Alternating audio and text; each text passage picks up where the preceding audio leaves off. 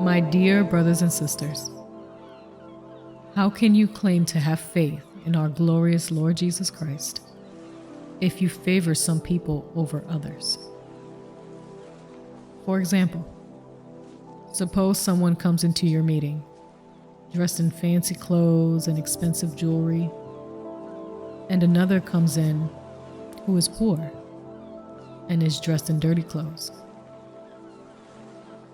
If you give special attention and a good seat to the rich person, but you say to the poor one, "You can stand over there, or else sit on the floor."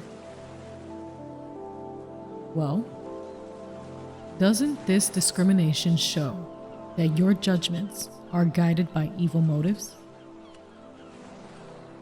Listen to me, my dear brothers and sisters. Hasn't God chosen the poor in this world to be rich in faith? Aren't they the ones who will inherit the kingdom He promised to those who love Him? But you dishonor the poor. Is it the rich who oppress you and drag you into court? Aren't they the ones who slander Jesus Christ, whose noble name you bear? Yes, indeed. It is good when you obey the royal law as found in the scriptures. Love your neighbor as yourself. But if you favor some people over others, you are committing a sin. You are guilty of breaking the law. For the person who keeps all of the laws, except one, is as guilty as the person who has broken all of God's laws.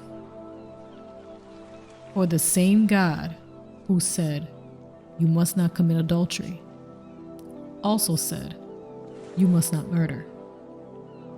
So if you murder someone but do not commit adultery, you have still broken the law.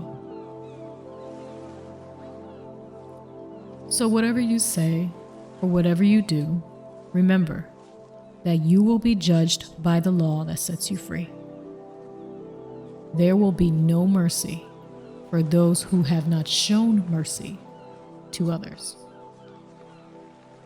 But if you have been merciful, God will be merciful when He judges you. What good is it, dear brothers and sisters, if you say you have faith, but don't show it by your actions? Can that kind of faith save anyone? Suppose you see a brother or sister who has no food or clothing, and you say, "Goodbye, and have a good day. Stay warm and eat well." But then you don't give that person any food or clothing. What good does that do?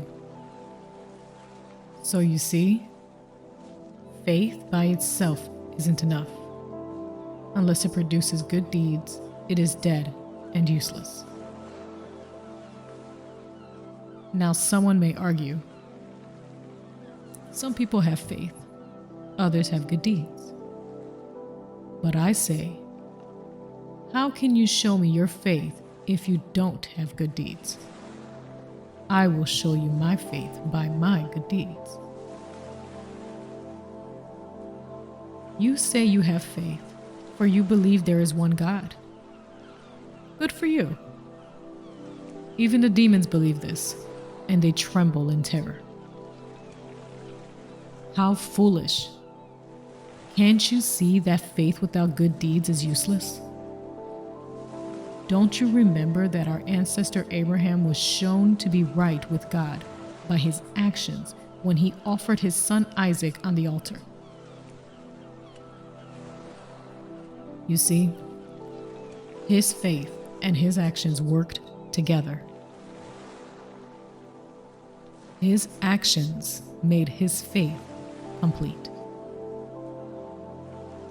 And so it happened just as the scriptures say. Abraham believed God, and God counted him as righteous because of his faith. He was even called the friend of God. So you see, we are shown to be right with God by what we do, not by faith alone. Rahab the prostitute is another example. She was shown to be right with God by her actions when she hid those messengers and sent them away safely by a different road. Just as the body is dead without breath, so also faith is dead without good works.